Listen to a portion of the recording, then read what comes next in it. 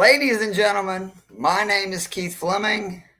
This is the Daily Fix, Fantasy and Frames Daily Fantasy Show. With me, as always, Joe Big Brain Mats. What's going on, Joe? Rocking that Arizona hat. You guys still undefeated? No, we did lose to Mississippi State week 2. Damn Mississippi State, man. That's expected when you're coming off of a 1-win season that you're probably going to lose to Mississippi State, but we're 2-1, and the previous 2 years we won 1 game total. So definitely feeling high. I have Giants and Wildcats have a winning record. I don't think that's been true since probably almost definitely 2016, I guess, just because the Giants haven't had a winning record since then. So yeah, it's I got to rep the football teams now because my Minnesota Twins have faded fast. Well, as a Bulldog fan, I'll say again, we'll see you in the national championship game, or at least in the semifinals. Right. Well, Wednesday fans 64-team playoff. This is week 3 of the DFS show. Again, we like our picks to be better always, but when you have the number 1 and number 2 point scorer going into Monday night, and Jalen Waddle and Lamar Jackson, you got to feel pretty good. So overall, it was another good week. We're getting closer to the point where you can really, I think, start sussing out these plays and have a better idea, because it's kind of chaos the first few weeks because there's no data. Yeah. And for two nerds like me and you who love data, you're kind of shooting blind here. But was very happy to see that. Before, though, we get into week 3 and everything, I do want to go ahead and plug the wonderful site Fantasy and Frames that me and you both now write for. If you haven't checked it out, the whole team is doing every week a Chasing Upside article. Me and Joe are handling the quarterbacks. And what that is we're trying to give plays at each position for the week that are outside of the top 12. There's a lot of other good stuff going on, including a waiver wire article. We have the Sunday morning show, which is live at 10 a.m. I've been on that the last 2 weeks, getting pretty fired up for a early morning.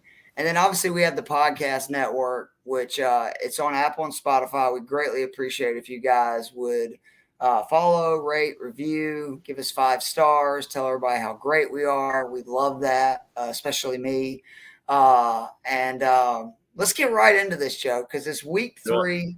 I think it's by far the best slate of games we've had so far. I think there's a good bit of good games. There's very few. Me and Joe are both in a confidence pool, pick'em pool, and this was the first week that I was like, holy crap, how am I going to find 6 games to put double digits on? Because you pick a winner in each game and then give 1 to 16 points on how confident you're on.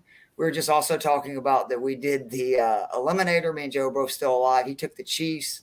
I took the Bengals. We're like 2 of the 8 people starting out of, I think, 29 that are still alive. Isn't that insane? I told you, it always goes by fast, man. It's unreal. All it takes is a couple upsets and everybody's I was sweating the Broncos game last week, I'll tell you that. I've been lucky so far. I had to sweat. The Ravens did struggle a little bit early with the Jets, but that wasn't too long. For those that have not listened before, welcome. But every week we do an expensive, median, and bargain tier play at each position for quarterback, running back, wide receiver, tight end, flex, and the defense. And I'm going to go ahead and get us started with the QBs. My expensive tier, and this should not surprise anybody, it is Jalen Hurts, 7,600 at Washington. He is literally now, I'm calling him the fantasy cheat code. I mean, this guy is off to a blistering start, averaging over 30 points per game. He's rushed for 144 yards and 3 scores. He's 10th in the league in rushing yards and tied for first in touchdowns. So if he was just a running back, he would be off to a great start, but he's also a quarterback. That's what's really special, honestly, about this season so far. He's averaging 288 yards per game in the air. That's 7th in the league in passing yards. We knew the addition of A.J. Brown would help him. I'm going to go ahead and tell you, he's exceeded my expectations, even though I'm high on Jalen Hurts. He's a guy that got better every year in college.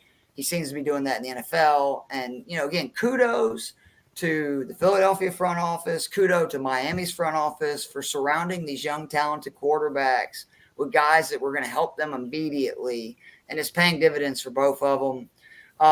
Washington in 2 games so far, the Washington secondary has allowed Trevor Lawrence and Jared Goff to throw for an average of 260 yards per game and 5 passing touchdowns until they move Hurts up. And he's not the second most expensive quarterback. He should be. Only Josh Allen right now, in my opinion, should be more expensive than Jalen Hurts. He should be in a lot of your lineups. It doesn't make sense. He scored 18 or more points now in 16 of his 22 career starts. The dude's ridiculous. And he's been a top 4 quarterback on DK in both of his games this year. Jalen Hurts is my expensive tier play. Who's yours, Joe, at QB? I have no argument against Jalen Hurts, and he's cheaper than mine. So if you want to go with Jalen Hurts, please, by all means. But I like Patrick Mahomes this week in that eliminator pool you just mentioned. I took Kansas City against a desperate Indianapolis team. Ballsy. And the main reason I did that, it's not because Matt Ryan's looked off. I mean, if Michael Pittman's out, then I think I'm feeling awesome going into that. Oh, I'm with you there. No, if Pittman's out. But I'll feel better about taking Patrick Mahomes if Pittman's actually in the game, because that'll just cause him to air it out more. He's got to score more. Yeah.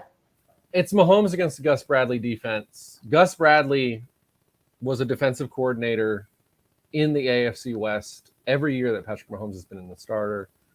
In 5 of the 7 games he's gone up against a Gus Bradley defense, he's thrown multiple touchdowns with 0 turnovers. The last 3 games he's faced a Gus Bradley defense, he's averaged 322 passing yards and 3 touchdowns with 0 turnovers. Gus Bradley doesn't really change his defense. That's why you tend to get better the more you see it. It's just going to be cover 3 constantly. So, yeah, I feel great about it. I like this one, too, because, again, if people are just looking at the DraftKings opposition rank, they're going to see, Indianapolis is 16th against QBs. Like, that's fine. I'm not too worried about it. But then you go over to Football Outsiders, look at DVOA, which is rating you on a per-play basis. They're the 29th defense against the pass. And to foreshadow a future pick of yours, they're 31st against tight ends in DVOA. So that's not a great combination when you're going to face Patrick Mahomes and Travis Kelce. So I love that one, and I hope I'm right, because otherwise I might get eliminated. But I feel good about it. I love it. Again, you can't ever go wrong with Patrick Mahomes. And when we get into the running backs, I'm going to talk a little bit about how and why I am shifting to a more quarterback, wide receiver, spending money on, and kind of going a little cheaper at running back. Not crazy cheap, but I'm just saying kind of changing where I spend the most money on. Because usually I have 2-3 of those guys you can spend like $7,000 or more on. My median tier is Joe Burrow, 6,600. Man, the 2022 season has gotten off to a mess. The line looks awful. Burrow's getting killed. He's holding the ball too long. I do want to point out, though, and, maybe the line does just suck, but I really think you can make an argument that they had the worst 2 possible first matchups that they could have this season, because I think the best 2 pass rushers in the NFL they faced in week 1 and week 2. And Micah Parsons and TJ Watt before he got injured in week 1. And I expect Burrow and the Bengals to get back on track this week. The Jets are giving up 27 points per game through 2 weeks. Good to see some things never change. Their offense may be exciting all of a sudden, but their defense still sucks. They let Lamar and Jacoby Brissett throw for 442 yards and 4 scores and only on 39 completions, giving up an average of 11.3 yards per completion.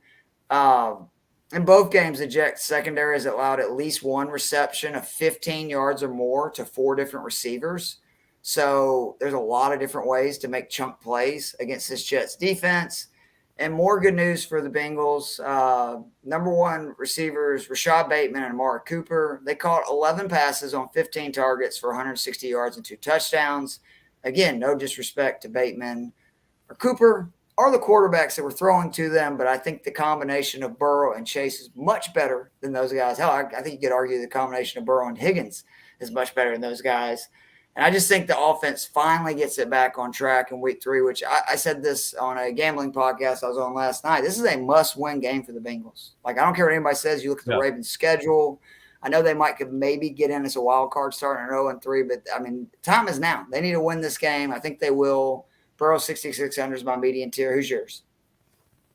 I'm going a little bit lower, but it's a similar vibe where it's desperate team, quarterback looking to bounce back after a rough one. It's Derek Carr at 5,900 against the Tennessee Titans. I mean, this is a game between two desperate teams.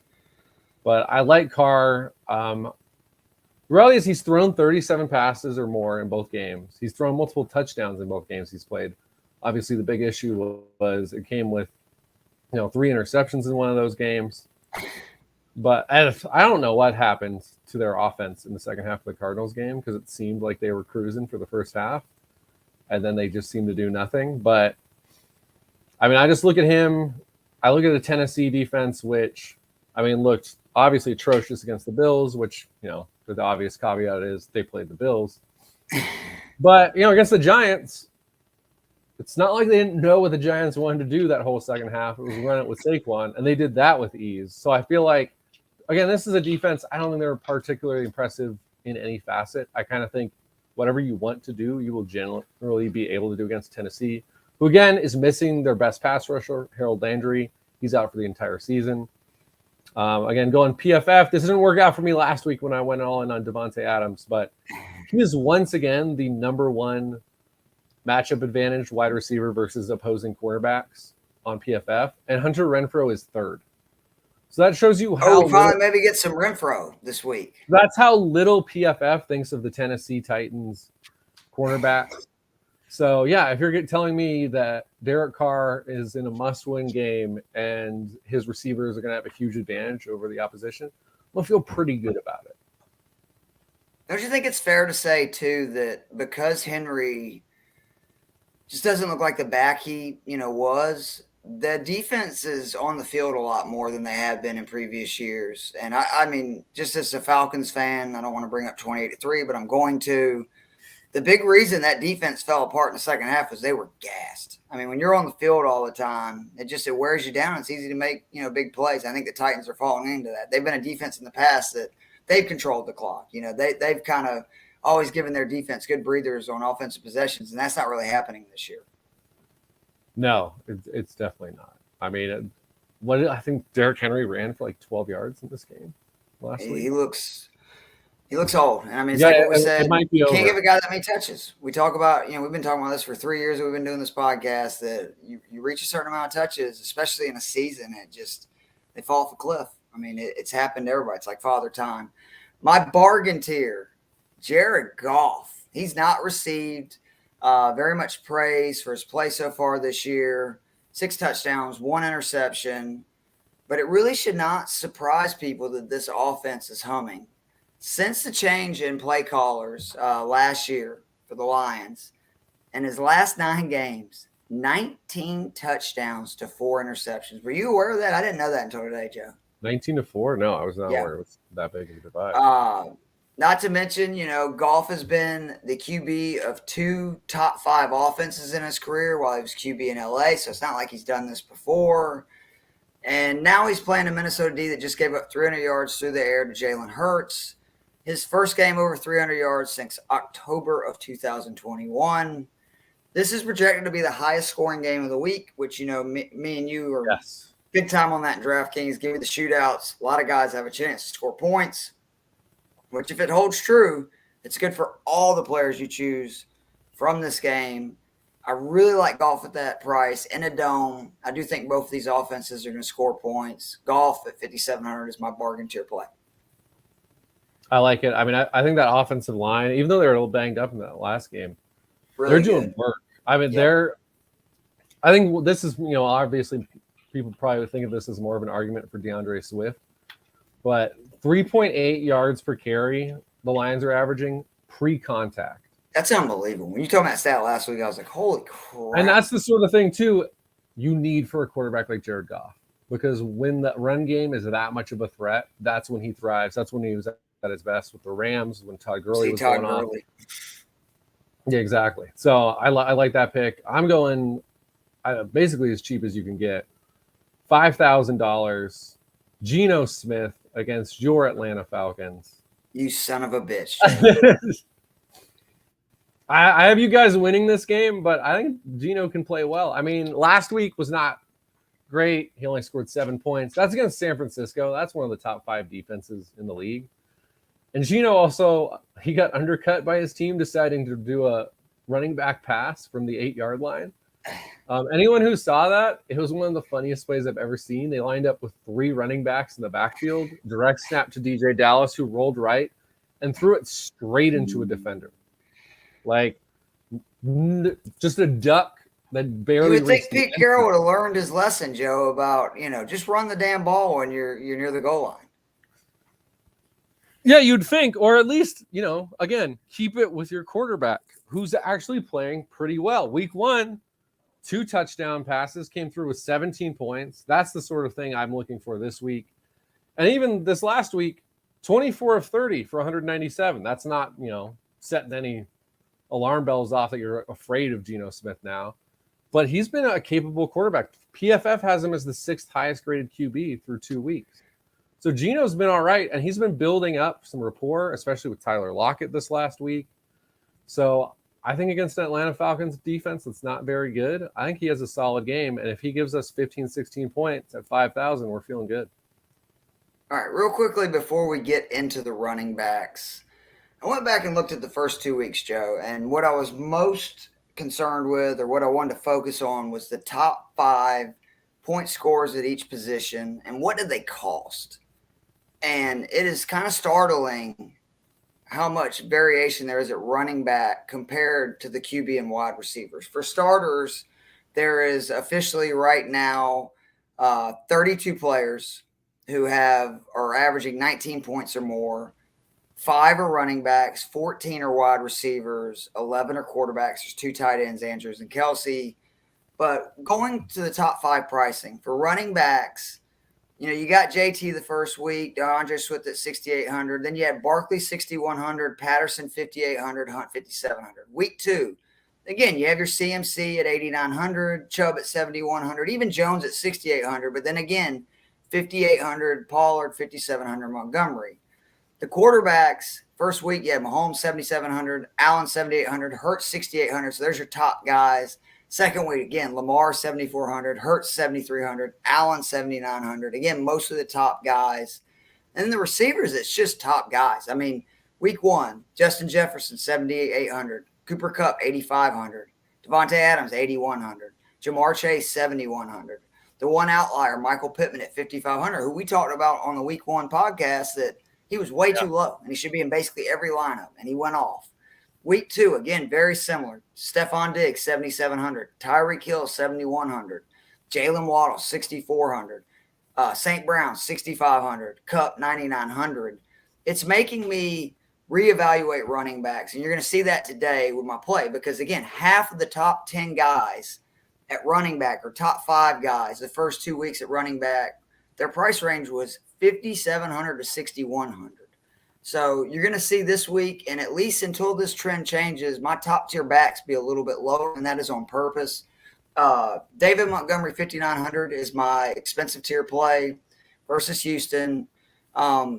He is just, in my opinion, right in that price range. He's 5,700 to 6,100. He's 5,900. He's coming off a game where he rushed 15 times for 122 yards. And he saw 14% of Fields' targets. Now, it was only 2 targets, but that was still 14% of the time that Justin Fields threw the ball.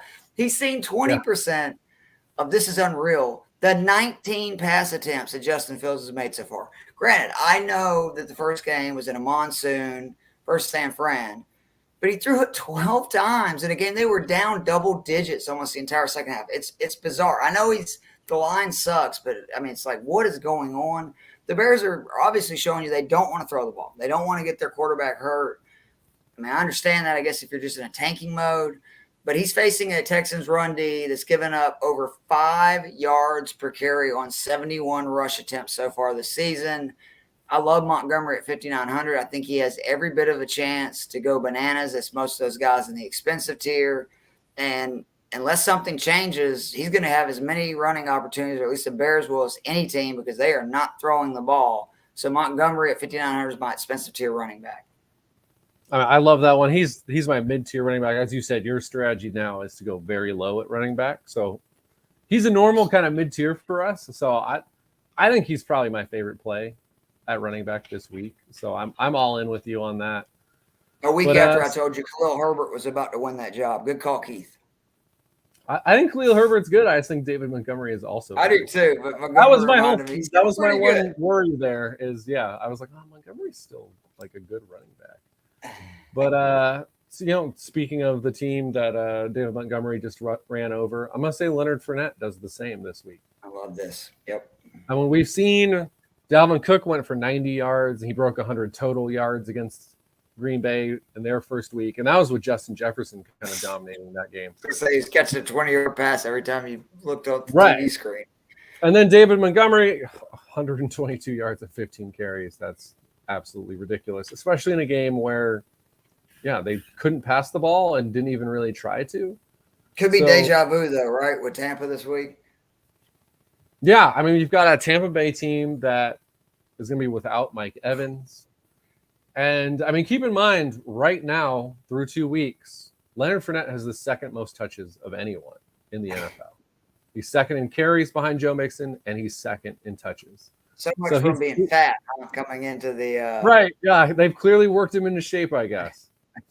So, you've got a team that's decided he is the focal point of the offense. Tom Brady hasn't looked 100% Tom Brady like he normally does. And you've got Mike Evans out. Chris Godwin is questionable as per usual. Russell Gage hasn't really gotten it going. So, he's the focal point. Green Bay, 26th in adjusted line yards allowed.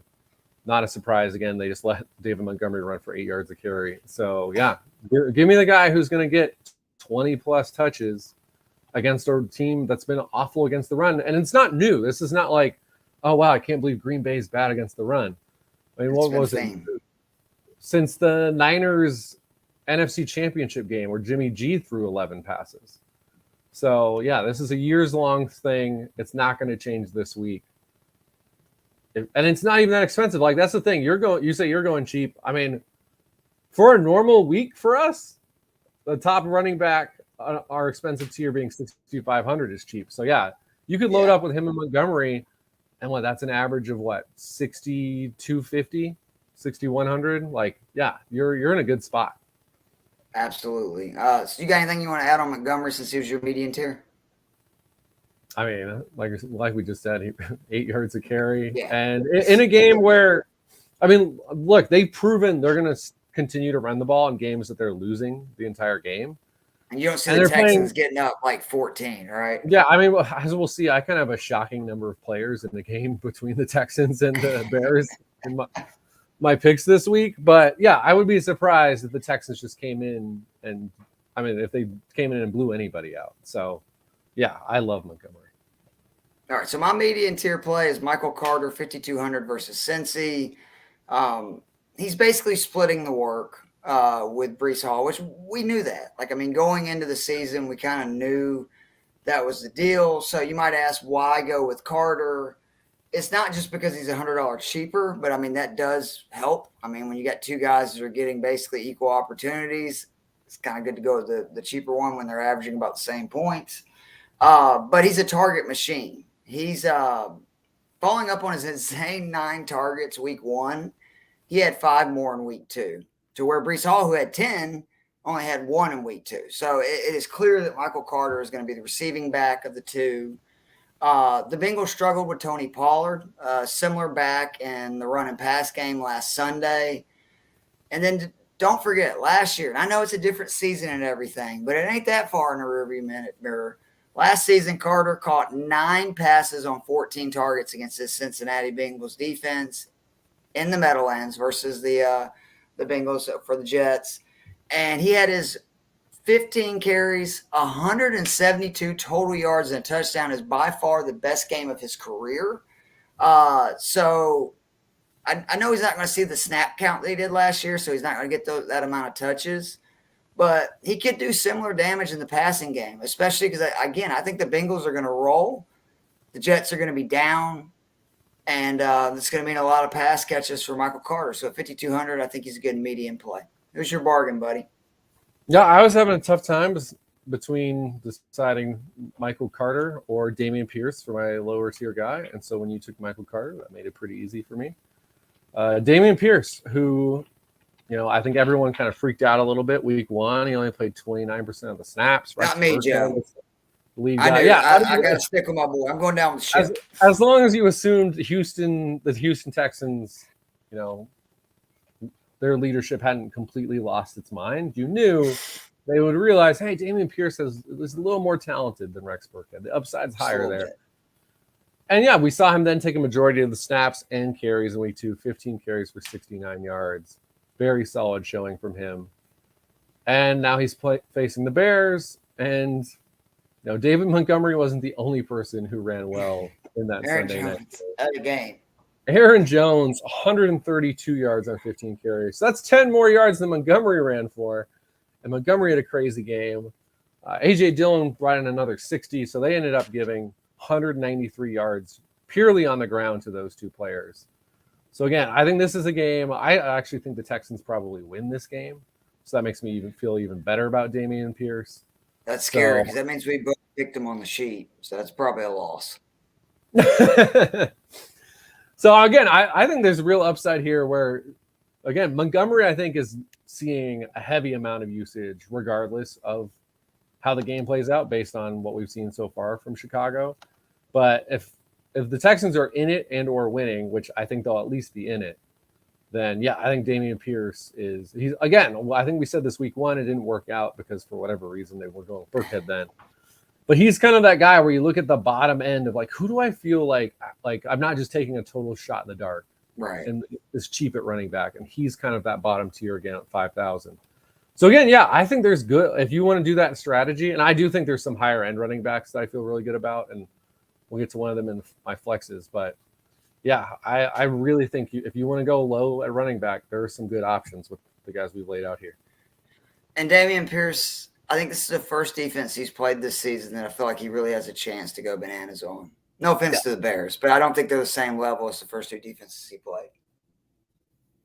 No. All right. I'm with you. I got a bargain tier that's even cheaper. I'm kind of surprised that you were not considering him at all. It's Raheem Mostert, 4,500 versus Buffalo. It's not a great matchup. Like I'll go ahead and tell you, but that's why he was not on my list. As I'm for 4,500, Joe. That's fair. That's fair. I don't think you're going to get a better bargain at running back. Edmonds does not look good running the ball. No, which I don't think should be too much of a surprise. But what's been a surprise is he hasn't even looked great pass catching, which has opened the door for Mostert. He saw 6 more carries than Edmonds last week. He played a considerable amount more of the snaps, and he is also a decent pass catcher. And I don't think, maybe I'm wrong, but I don't think Miami wants to get a shootout with Buffalo a week after getting a shootout with Baltimore. So I think they're going to try to run the ball. I just think Mostert's the better option, especially if you're going to do some play action, because Chase Edmonds, I think it's like 2.4 yards per carry so far on his rush attempts. Nobody's going to believe you're going to run the ball with Edmonds in the game. I just think Mostert's going to get more snaps, and a game that could be very high scoring, a lot of opportunities. And again, at 4,500, 4,500, we'll take 10 points and run to the bank. He scored that last week. He scores a touchdown. He probably get 15, 16. You have that fire symbol next to you, which is what we live for, and DraftKings. And I think Mostert at 4,500, there's a lot of potential there. Yeah, right. I mean, it looks like he's stealing that job from Edmonds. At least as of now, you never know, it's early, but that's right. He's looked better so far. And so, yeah, if you feel confident Miami can hang enough to stick with the run game, then I do like that play. And again, both of them are injury prone. So season longs, I wouldn't rush to pick up either one of them. Very true. The wide receivers, which like I said, it's been just, a juggernaut early this year. My expensive tier is Stefon Diggs, 7,900, and I am absolutely shocked that Diggs is the 5th most expensive wide receiver. He's averaging the most points on DK for wide receivers. Cup being first makes sense. Don't get me wrong, because he scored 34 more in both games. Jesus Christ. This dude, too bad a lot of people say he's going to, regression. Yeah, regression my ass. But But to be cheaper than Jefferson, Adam, and Chase, like, I'm sorry, it's crazy. Diggs is basically even with the other 3 in targets. I believe that Adams has 2 more, but he is so much more efficient. He's caught 20 of his 23 targets. He also has double the touchdowns of the other 3 guys, not named Cup above him. He's second in points per route, 5th in points per target, 2nd in yards per route, and he's facing a Miami secondary that hasn't been tested by an elite QB. And that's, again, no offense to Lamar or Andrews. Well, let's say elite passing QB. Right. That's what I was about to say. Elite passing QB. Yeah. Let's not disrespect. You got to let me get to my comma there, Joe. All right. Lamar had one of the best passing games he's ever had, though, against this team. Right, exactly. That's why we maybe Lamar has made that step, because I really like what they've done with Bateman and the 2 tight ends being basically his other top options.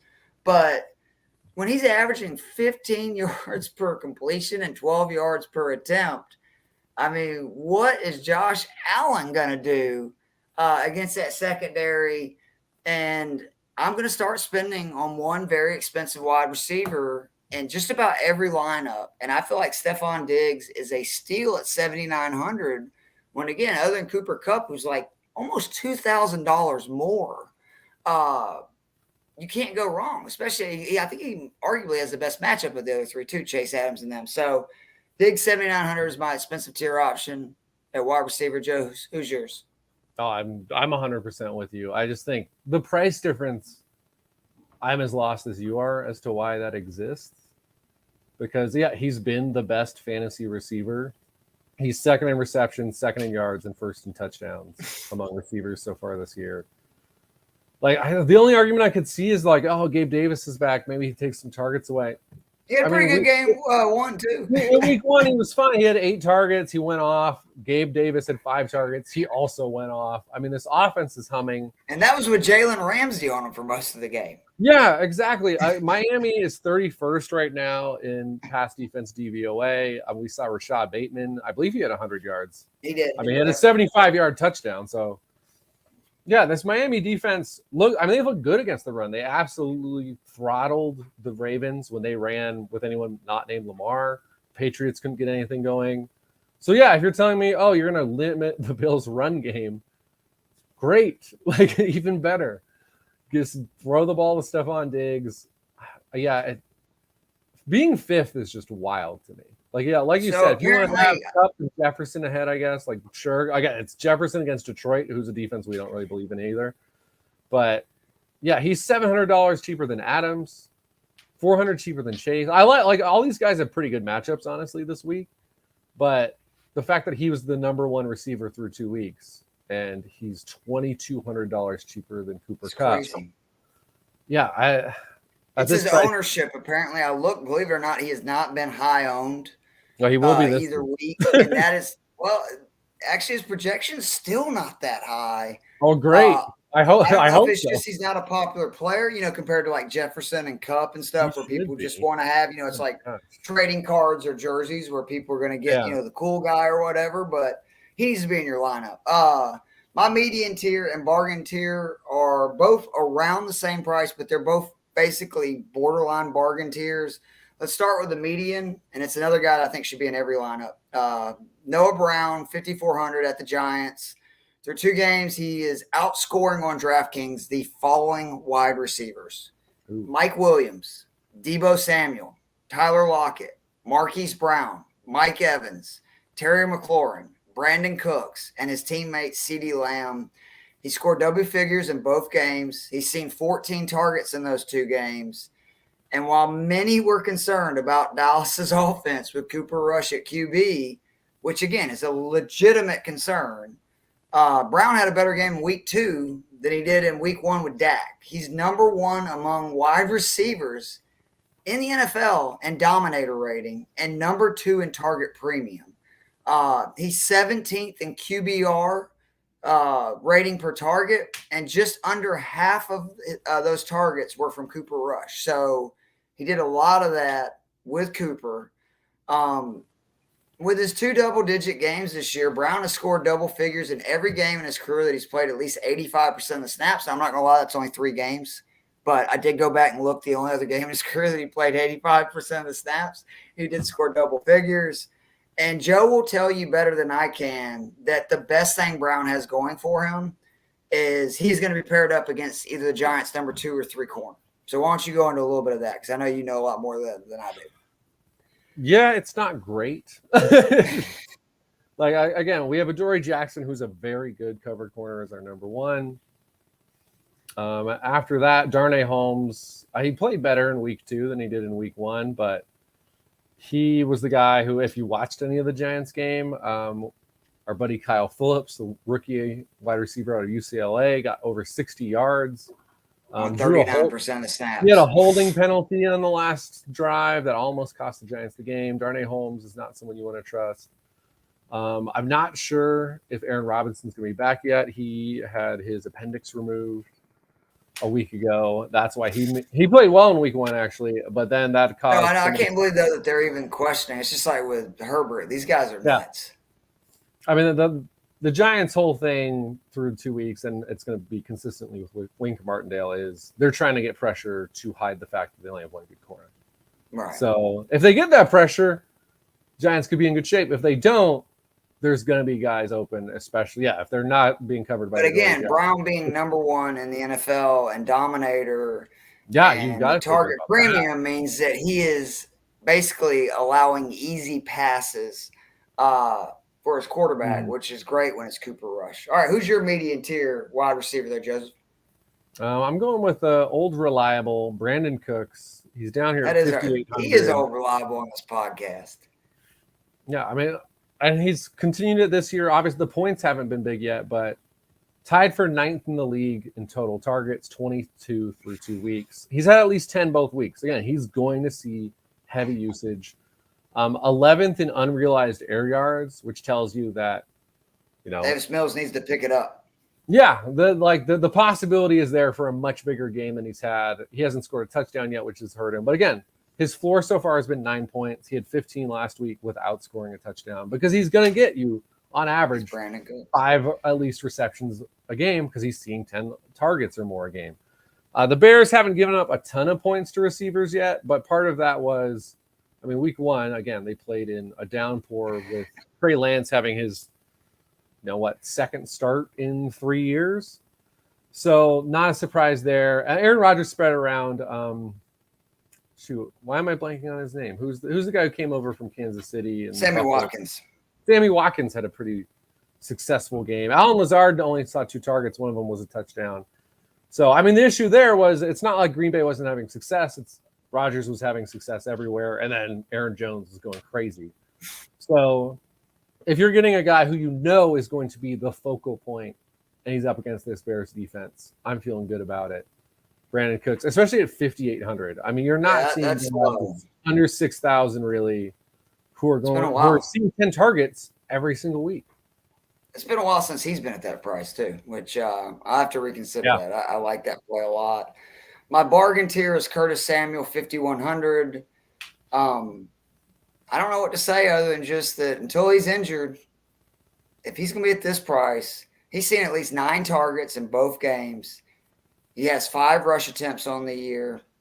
He scored in both games. And what I love about him in this price is he's going to get the ball, whether that's through passes, rushes. They have made it a priority to get this guy the ball. He's 12th in snaps in the slot. He's 9th in routes run and 11th in yards after the catch for wide receivers. And despite running these shorter routes where Wentz is allowed to get the ball quicker, he's 21st in target separation. I got to give it to him. Curtis Samuel, and it's always been this way. In fairness, he was great in Carolina when he was healthy. He really was. He's just never healthy. So I'm glad for Washington, who they signed him and had all these plans. Rivera did, knowing what he had in Carolina when he was there. And it's good to see him there. So until he gets injured and until they raise his price, 5,100 is insane for a guy that's seen 18 targets in 2 games. And again, 23 touches, basically, if you include the targets and the rush attempts. I love him at 5,100 versus Philly. I like that. They are getting, Washington offense is interesting. The defense has been atrocious, which we love in fantasy. But yeah, they're doing some good stuff on offense. They're working 3 viable fantasy receivers, which is not something I expected going into this year. My cheap guy, we're going down to 4,500. Bargain. It's Chris Olave. Not a huge number so far, 12 points, 9.1. But coming off a 13 target game against Tampa Bay. So I'm loving that. First in the league in air yards, first in the league in deep targets. You think that's ever happened for a rookie? I mean, probably Randy Moss, but that's fair. I didn't even think about that. Duh. But since Randy Moss, Jamar Chase actually, maybe he had to be close. Oh, that's true. But yeah, outside of freaking like once in a generation wide receivers. 2 pretty good names to be associated with. Yeah. Now, unsurprisingly, also first in unrealized air yards so far this season. But I mean, that's why he's 4,500. Is because they haven't hit on a whole lot of them. And so I love about it is he's going to have a big game. It won't necessarily be this week, but at some point, if you're first in air yards and deep targets, you will have a game where you catch 1 or 2 of them and you get a lot of points. Again, we're getting bonus on 100 yards on DraftKings. So if he catches 1 ball that gives him 60 plus yards, it's big. We're closing in automatically on those bonus points. And I like it too because this Carolina defense, if we're looking at the opposition rank, like, oh, they're third. This defense is, they're not giving up anything deep. All right, who have they played? They've played the Cleveland Browns with Jacoby Brissett. And, I mean, Amari Cooper, I guess, is all right, but it's really been Donovan Peoples-Jones has been kind of more the number one in that offense. Not a scary offense, one that wants to run the ball. But they play week 2 out to the New York Giants, who don't have anything approximating a number 1 wide receiver. They have 1 offensive lineman you can count on to pass block. And they also just want to run the ball as much as possible. So it's not a surprise that they're third. Do I think they're atrocious in pass defense? Probably not. They were okay last season. But is this a top 5 pass defense? I would be shocked if they are. So, yeah, you're giving me a guy who's first in all the deep target stuff against a defense that is vastly overrated if you're just looking at that opposition rank. So I love buying in at 4,500 on Olave, especially, again, coming off of a 13 target week 2. And again, the bargain plays, right? What are we looking for? Boom. Yes. I love what you're talking about there. He may do nothing, and that's obviously the risk of playing somebody that cheap. But, I mean, you have that guy at that price go off. Man, your lineup then has a chance to do something special, whether it's a small field, against your buddies, or if it's a big tourney. So I love that. The tight ends, I'm not going to spend a long time. Again, the reason I went lower on the running backs, you'll see my mid and bargain plays at flex and wide receiver are lower because I'm trying to, I think you can kind of see what I'm doing. I'm trying to get Diggs, this guy, and one of those big quarterbacks probably hurts, but it's Travis Kelce versus the Colts. I know I don't have to do much explaining, but just real quickly, Colts have allowed 3 touchdowns in 2 games to tight ends and receptions on 11 of 13 targets. I mean, it should be a no-brainer. He's 7,900, which, again, Joe brought this up the other week, and I love the way he put this. What wide receiver at 7,900, other than Stefon Diggs, who is mispriced, are you getting this kind of production, this kind of matchup, and a number 1 target? You're not. So I'm going to use the Kelce Diggs probably in a lot of lineups and then hope I can fill in around it with cheaper plays because I'm really confident those guys can go off. That's my expensive tier play. Tight end. I mean, yeah, I think obviously that's as safe as it gets.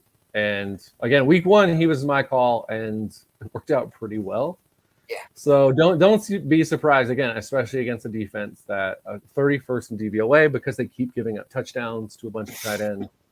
And again, I think Mahomes is going to be ready, more than ready, for the Gus Bradley defense. Chiefs in a dome is always scary too to me. Yeah. So my guy, I'm just I'm going to keep riding. I don't care what. Is it you that's jinxing? Is it the Joe Matz picks that's killing my boy? It's possible that I'm ruining Kyle Pitts. I don't care if Arthur Smith says, "Oh, it's not fantasy football. We're trying to win." Well, if you're trying to What an win, idiot. you should probably throw to one of the 3 most talented tight ends in the NFL. The guy you picked Now you fourth took, in last year's fourth draft. overall. You were coach then. You helped make this decision. So yeah, I think they're doing a great job using Drake London. Yeah. So let's see that transfer over to Kyle Pitts. I mean, at 4,800, I can't not feel good about Kyle Pitts because I mean it's just like when you go back and you look at the wide receivers who are 4,800. It's like, would I rather have Josh Palmer, the third wide receiver? Touché. Would I rather have Russell Gage, who's 4,700, hasn't done anything yet this year?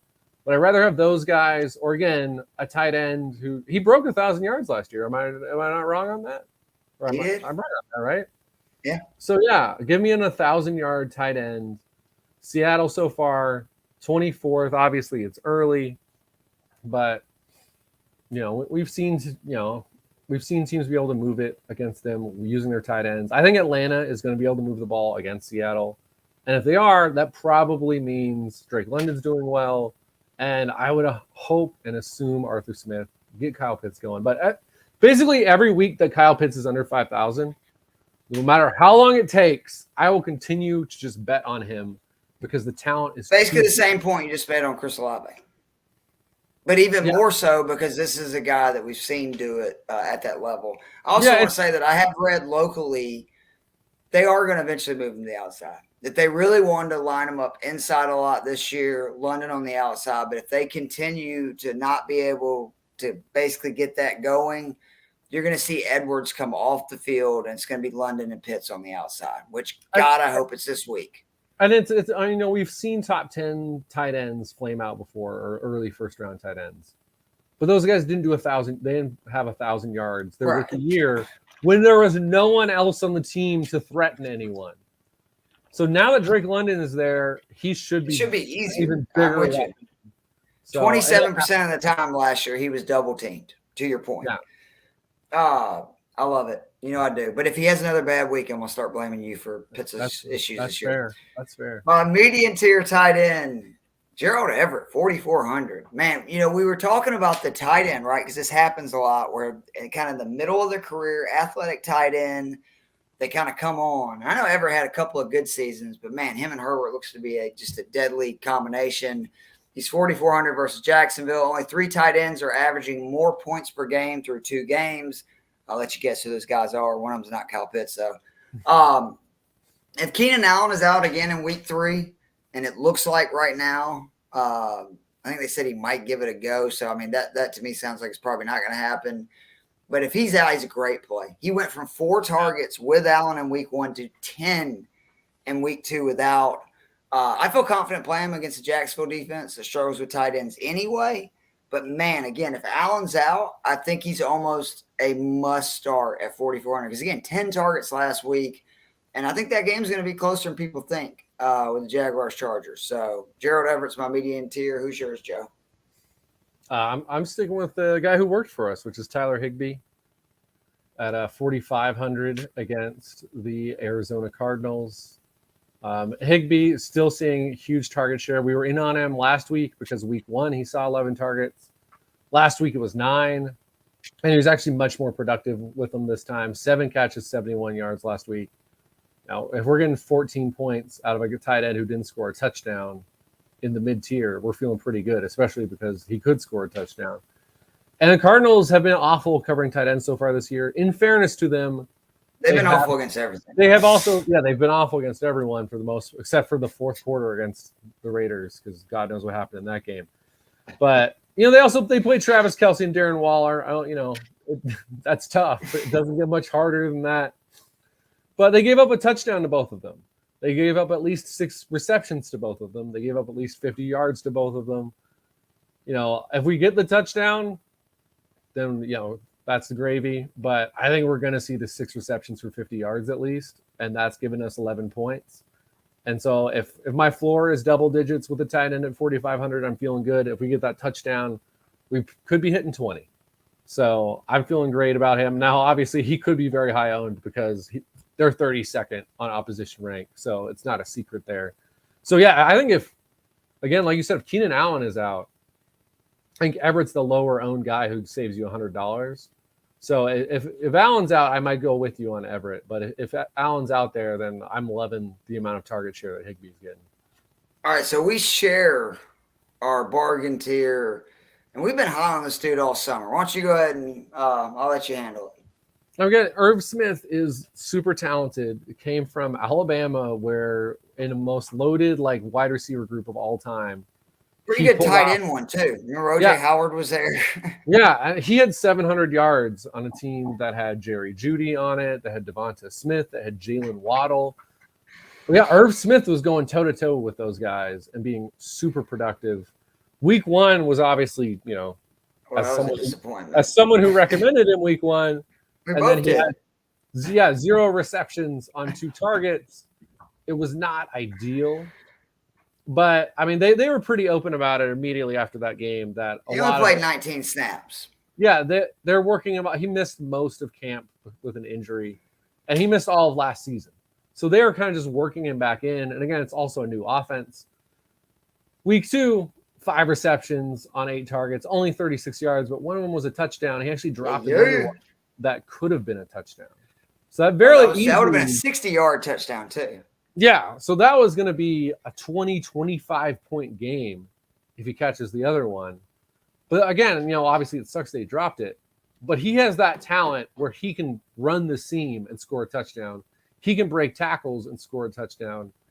Like, there's no one across the board. I know obviously there's, sometimes you get a sleeper wide receiver down there in the 3,000s. I don't think there's anyone at his talent level at 3,100. It doesn't really happen.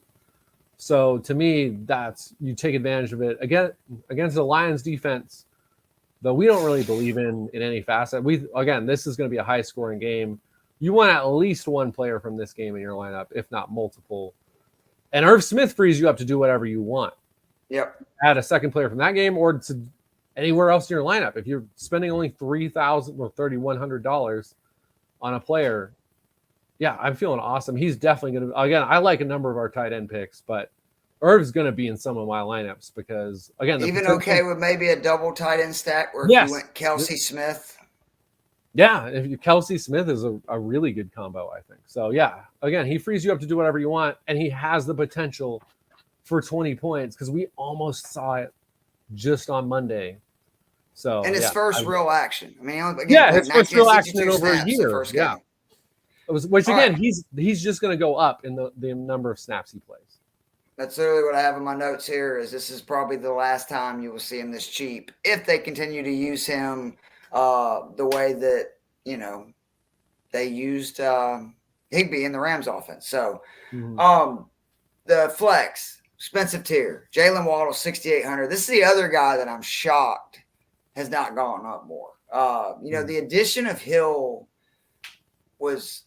it really was. A lot of people question how is that going to affect Waddle, myself included. It's why I'm killing myself. I didn't take him in, more than one fantasy football draft this summer. But what it's done is it's made it impossible to key in on him. And he is on fire. He's currently top 5 and a ton of stats for wide receivers. Real quickly, receptions, receiving yards, points per game, juke rate, fantasy points per target. And he's first in YAG. I expect this game versus Buffalo to be a shootout. And considering Tyreek Hill has destroyed the Bills in his career in Kansas City, I have a feeling the Bills are going to do everything they can to make sure Hill doesn't destroy them in a new place, in a new uniform. And I expect that to mean Waddle gets a lot of opportunities one-on-one, which he's really good at. And again, this is a team in Miami that doesn't run the ball well, so they don't really have much of a choice. They're going to throw it a lot. And what I'm really shocked about, ownership projections right now are 6.4%. I don't get that. I think he has a great price, a great matchup. Jalen Waddle, 6,800 is my expensive tier play. Yeah, I mean, you gotta feel good about that offense right now, and they're gonna have to pass against the Bills. There's no way around that. I'm gonna go with the desperate team. Joe Mixon, Cincinnati Bengals against the New York Jets. Again, first in the league in touches. I mean, he's seeing the ball like 25 times a game so far this season. He's against a Jets team that, again, they have to beat. If they don't win this game, I don't know if their season's over because everyone in their division has at least one loss. But yeah, you lose to the Jets 2 years in a row, and you start out 0-3. That feels like it's it. And they were all in on him week 1 against Pittsburgh. He had 7 receptions, 3 receptions last week against Dallas. So again, he's averaging 5 receptions a game so far, 23 carries a game.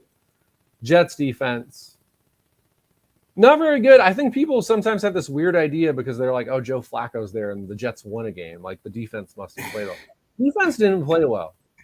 Like, the only reason they actually made the comeback was because Nick Chubb forgot to just kneel down instead of running it in for another touchdown against them. Like, which, Chubb in fairness, real quickly, they've done that their entire life. I get a little upset when people hammer them. You've done something your entire life. The defense forgot to cover Corey Davis, and he scored a 68-yard touchdown. Thank you. So, like, thank you. Nick Chubb, next time you should remember this because this should be in your mind now. Right. That was clearly very much on the defense. He admitted it to his credit. He came out and said they also missed the extra point after he scored the touchdown, which turned out to matter. It hurts. But yeah, Nick Chubb, 141 yards against 87 yards, but 3 touchdowns against the Jets. So I think, you're gonna see touchdowns. And I also I'll spoil my mid-tier guy is T. Higgins, but go ahead, just go right into him. I mean, T. Higgins, it's always simple with T. Higgins. When you look at the numbers with him on the field with Jamar Chase, yes, Jamar Chase is the deep threat. He gets more yards. He's scored more touchdowns, but the target share is identical. The receptions, I think T actually has more receptions. Last week, we saw 6 receptions on 10 targets, 71 yards, touchdown against Dallas in a game where the offense was struggling. So again, the Jets defense is even worse against the pass than they are against the run. I mean, Jacoby Brissett looked at ease for most of that game. So that's scary enough in itself. Yeah, if Jacoby Brissett is looking pretty good against you, it's a bad sign. And again, like, I love Jamar Chase, but Jamar Chase is going for 8,100. T. Higgins is going for 6,100. There will never be a game where there's a $2,000 difference between the two that I will not opt for T. Higgins. So I love that. But I will say that, like, I don't know that I would put T. Higgins and Joe Mixon in a lineup because I think, you're probably asking, well, it's the Jets. It's possible. But you're asking for a lot there, and you're spending a lot of money on 2 guys who you would want to go off. But if you're of the mind that, Joe Burrow is going to be like, I don't want to take as many hits, they might lean on the run game harder if their run game's having success than like we've seen. And again, we're already seeing Joe Mixon lead the league in carries right now. So I think there's really good options for him. But again, yeah, if you're trying to save money at wide receiver or you're just looking for a good mid-tier guy, T. Higgins is right up there with anybody because he's in a lot of offenses. He'd be the number 1 receiver on at least half of the teams in the league. And he's 6,100. And Joe Burrow is his quarterback. So median tier. And again, both of these guys are cheap. Ashton Dulin, 3,900. He's seen at least 6 targets in each game. The difference in him and the guy that I'm about to talk to in just a second, who is the bargain tier, is he is a walking big play waiting to happen. Track star, has amazing speed. I have a feeling this Colts Chiefs game is going to be wild. And if Pittman plays, obviously they're going to have a lot of tension on him, which that's good for Doolin. If he doesn't play, he's going to see a ton of targets like he did last week. So I like that either way. My bargain tier play is Richie James, 3,400 versus Dallas. He's seen 6 targets in both games. He's reached double figures in both. He's been the slot receiver in this offense. He is the slot receiver in this offense. Right now, he's 15 in slot snaps taken. He's 13th in juke rate and 7th in target accuracy, meaning he's allowing Jones to complete easy passes by doing a good job of getting open. I think the Giants are going to have to throw the ball some to win this game. I don't think they're just going to be able to run it down Dallas's throat, who is pretty good. And only Sterling Shepard has seen more targets, and he leads the team in reception. At this price, 10 points is great, which he's done twice. If he scores, it's a real boom play. Joe, who's your bargain play? I'm going to go with Treylon Burks at 4,900 against the Las Vegas Raiders. Now, the risk here is pretty simple, and it's that Treylon Burks has yet to play 50% of the offensive snaps in a game yet. But the upside is when he's on the field, he's really good. His target share, so that's the number of targets he gets per route run, his target rate is 8th in the entire NFL. His yards per route run is 7th in the NFL. Now, obviously, it's a small sample size. It's 2 games into his career, and he's only playing like 40-some% of the snaps. But the talent is there, and it's not like they're swimming in options at wide receiver in Tennessee. We like our guy Kyle Phillips in the slot, although I will say against the Raiders, that's usually a tough go.